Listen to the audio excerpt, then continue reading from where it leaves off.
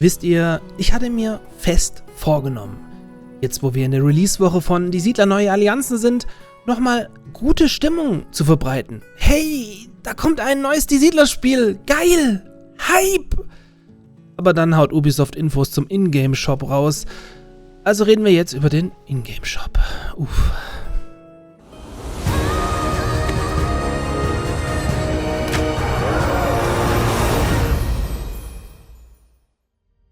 Timing ist so eine Sache.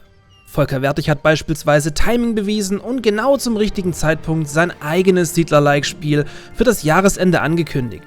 Ich habe hier für euch berichtet. Weniger gut getimed war da der Blogpost zum Ingame-Shop von Die Siedler Neue Allianzen von Ubisoft, in dem uns versucht wird, mit diesem Shop das Spiel schmackhafter zu machen, aber der Reihe nach. Im Ingame-Shop könnt ihr ab Release neue Grenzsteine, Skins für Türme, Einheitenskins, Embleme und Titel käuflich erwerben.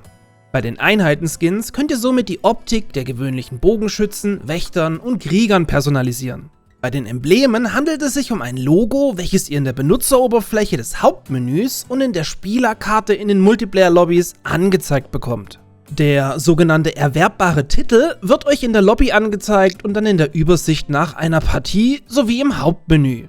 Der Sinn hinter den Emblemen und dem Titel ist also mehr als fraglich, aber egal. Denn das Spiel bietet euch dabei zwei Währungen. Da hätten wir zum einen sogenannte Credits, die als Goldmünzen dargestellt werden.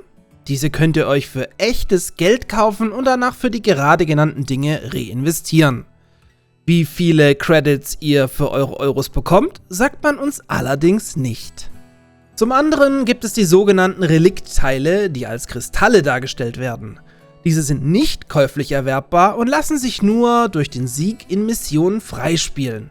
Mit diesen könnt ihr ebenfalls alles im Store kaufen oder die Hardcore-Mission neu auswürfeln lassen. Also soweit, so bekannt. Was aber noch nicht bekannt war, ist der mehr als üble Umrechnungskurs. Aus dem Hardcore-Dev-Stream wissen wir zum Beispiel, dass wir für den Sieg in einer Hardcore-Mission 300 Reliktteile erhalten können. Gut möglich, dass es in anderen Missionen mehr zu verdienen gibt, aber das soll für dieses Beispiel mal keine Rolle spielen.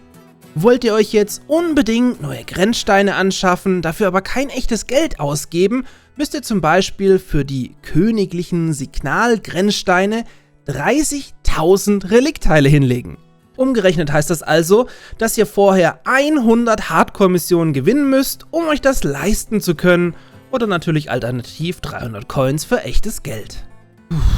Geht's noch schlimmer? Ja klar! Denn obendrauf könnt ihr euch auch sogenannte Booster kaufen, wodurch die Ausbeute an Kristallen erhöht wird und ihr so schneller an die geforderte Menge an Reliktteilen kommt. Natürlich für echte Euros.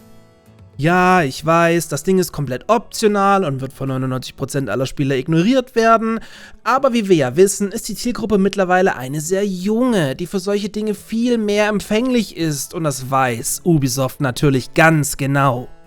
Das muss man erstmal sacken lassen, oder? Nice to know, laut jpgames.de soll die Entwicklung von Die Siedler Ubisoft bisher saftige 50 Millionen Euro gekostet haben. Zudem soll das Siedler-Team so frustriert sein, dass man sich mit einer gemittelten 60-Punkte-Wertung durch die Fachpresse durchaus zufrieden geben würde. Das behauptet zumindest der Games-Podcast-Journalist Jochen Gebauer. Kommen wir zu was Erfreulicherem. Am 17.02., also zu Release, sowie am 18.02. bin ich jeweils 12 Stunden für euch auf Twitch live und werde das Spiel gründlich auseinandernehmen. Außerdem werden wir am 17.02. ab 20 Uhr ein 4-gegen-4-Match spielen, sowie am 18.02. ab 18 Uhr den 4-Spieler-Hardcore-Modus testen. Für Unterhaltung sollte also gesorgt sein, ob im Positiven oder Negativen, liegt aber natürlich ganz bei euch. Ach ja, vor Release gehen keine Presseversionen raus, ihr werdet also keine Review zum Spiel vorab lesen können. Meinen Test zum Spiel erhaltet ihr dann nach 24 Stunden Live-Material kommende Woche. Es kann ja irgendwo nur noch besser werden.